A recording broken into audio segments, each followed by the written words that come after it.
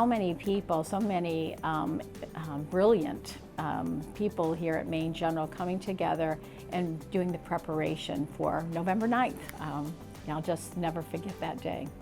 We had a moment where we all held hands and we all asked for the day to go well.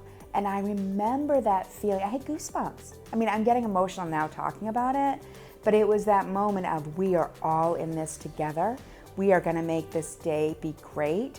And you could feel the community, like everybody just wanted it to go wonderfully, and it did. I woke excited, and yes, intensity, because we were not just moving supplies or equipment. We were moving people.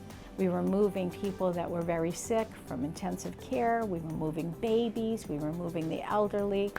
It was amazing. I mean, for the ACH, I can remember being in the conference room and looking at all the ambulances coming in, and what was the most amazing part to me was we had finally had a level 2 NICU and a patient who had a high risk pregnancy who would have had to travel to Portland. We were able to take care of, and she delivered 2 beautiful twins.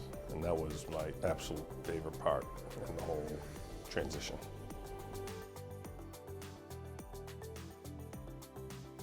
There are 2 separate teams that were built for many, many years.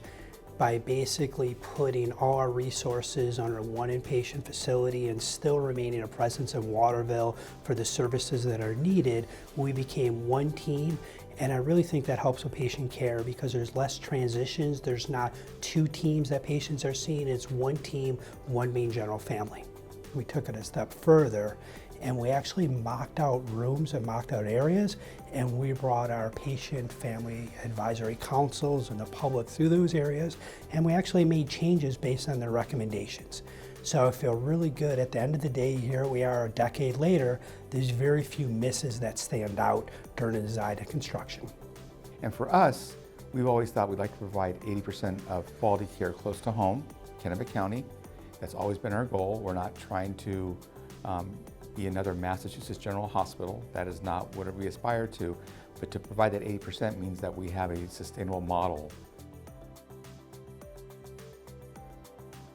My understanding is that 85% of our healthcare is delivered in an outpatient setting, which is exactly the vision and the reason why we transformed FAIR into an outpatient facility.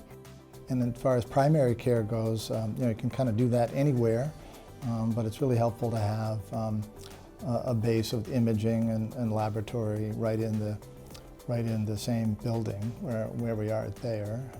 We have people that are coming in to see their primary care provider. They're coming in to see a specialist. They're coming to get tests, diagnostic procedures, and of course surgery. One of the innovations, I guess you could call it, was just the whole patient experience around having private rooms. I'll date myself, but back in the mid-'80s when I was nursing, and we had 2, sometimes 3 people in a room, it's just unimaginable for people, I think now, just being sick and having to have a roommate. It was challenging being a nurse and squeezing through beds and trying to perform care. So I do think our private rooms just lend itself to that patient, family-centered care. That was a big part of our commitment because it's healing. It's a healing environment. For me, the hyperbaric chamber, so the hyperbaric oxygen therapy was a huge new piece of technology that we loved. We added Mohs surgery attached to our dermatology practice. That was very exciting and new and innovative. And then we've continued to grow our robotics services and expand our robotics surgery program. It's improved some collaboration amongst the ER and the OR for us on maternity and pediatrics. Just efficiencies and workflows have improved. We have pediatric hospitalists here 24/7. There's a lot that I'm proud of, but I think what I'm most proud of is that we have a culture of excellence at Maine General. That we're focused on our patients, our high quality outcomes, which improve every single year, and a culture that allows us to recruit and retain the best employees. Our quality and our patient satisfaction has really improved.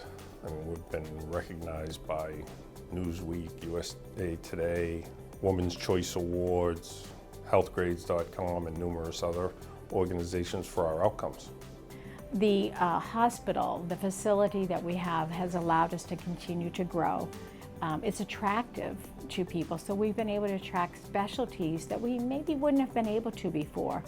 That allows care to be done right here in our community and then prevents people from having to travel. Service lines that we've been able to grow and develop, even despite the pandemic workforce challenges, have really been in part because we've had a single hospital that allows us to concentrate our efforts and support outpatient in a different way. A surprise to me is that this building has become really a center for the community, and I didn't see that when we were building it. I saw it more as a hospital.